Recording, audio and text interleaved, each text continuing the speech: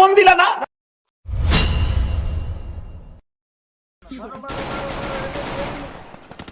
বাড়িতে কেউ আছেন? কে আসছি?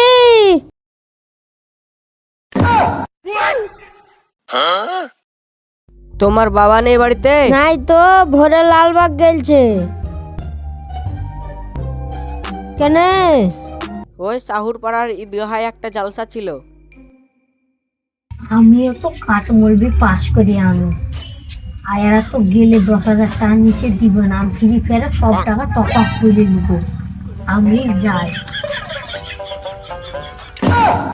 আমি যাবো তাইলে। ঠিক আছে, যাইও তাহলে, দেখবো তুমি কিরকম জালসা করতে পারো। চলে আসবা সন্ধ্যে 6টার টাইমে ঈদগাহায়। ঠিক আছে। আজ বসন দিয়েছি, ফ্রি ফায়ারে সব টাকা টপ আপ করে নেবো, একটা বান্ডেল বাইর করবো।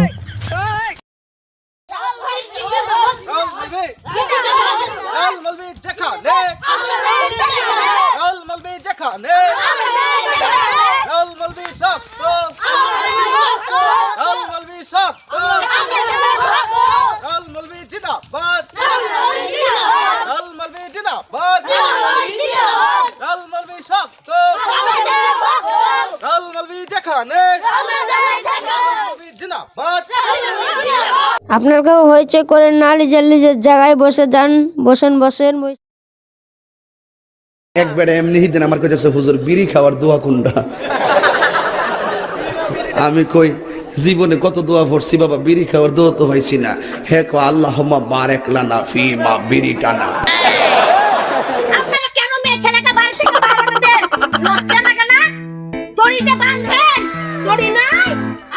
দড়ি দিতে হবে নাকি? আপনাদের কেন বাড়ি থেকে মেয়ে ছেলে বাড়ায়? আপনাদের লজ্জা লাগে না?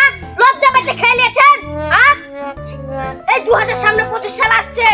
এই 25 সালে কত নাচবে গান বাজনা হবে, আপনারা জানেন না? কেন তার বাবা হয়ে আপনার মানা করতে পারছেন না? মান সম্মান বেঁচে গেল 25 সাল আলো। এই কত ডেক বাজে হচ্ছে, রাস্তা ডেক বাজাতে চলে যাচ্ছে। একটু হলে আমার লুঙ্গিটা ফেটে যেত। আপনারা কেন শিক্ষা দিতে পারছেন না? বলুন। রাস্তাঘাটে মেয়েরা কেন প্রেম করে বেড়াচ্ছে? আপনারা শাসন করতে পারছেন না? মৌলবীদেরকেও সম্মান দিচ্ছে না। এগুলি আমার বক্তব্য, আমি শেষ করলাম। ভালো বক্তব্য দিয়েছে, এর জন্য আমাদের পচা মৌলবীর জন্য একটা পুরস্কার আছে।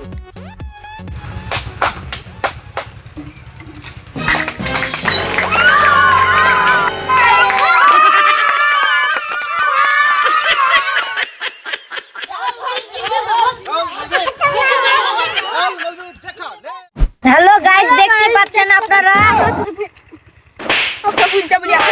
হ্যালো গাইস, আপনাদেরকে হাসানোর জন্য আমি ভিডিওটা করলাম। তো আপনাদের ভালো লাগলে লাইক কমেন্ট শেয়ার করতে ভুলবেন না। আর আপনারা বড় হয়ে ছোটদেরকে কোনো ভুল করে থাকলে ক্ষমা করে দিবেন। একটা লাইক কমেন্ট শেয়ার করবেন।